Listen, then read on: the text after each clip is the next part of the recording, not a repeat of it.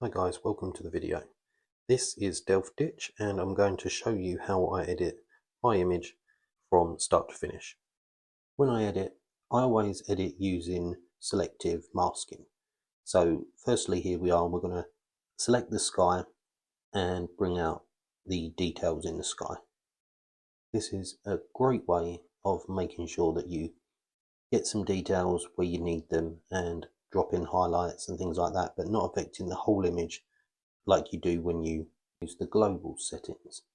This is a much better way of setting certain areas to make them look a lot better. So we'll drop the exposure by around 70 and we'll then drop the highlights by about 10, and then we'll just up the clarity and the whites a little bit. Usually the whites I play around with and the texture and the clarity I drop to take out a lot of the detail in the clouds.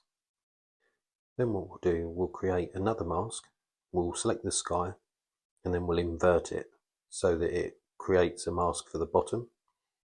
We will also tap on the little mask to the right hand side underneath the plus button, and what we'll do, we'll click subtract because we want to subtract where the water is. So we'll paint that out to make it another thing that we'll edit later. Once that's done, we can then get on to changing the settings. So we'll play around with the exposure and the contrast, bring the exposure down and the contrast up. We'll then grab the shadows, just bring those up a little bit to bring out some of the detail, add a little bit of white to bring out the light that's coming across from the right hand side.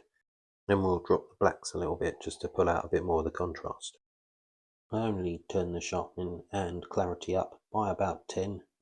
So here I'm doing the clarity and then the sharpening will probably be around the same.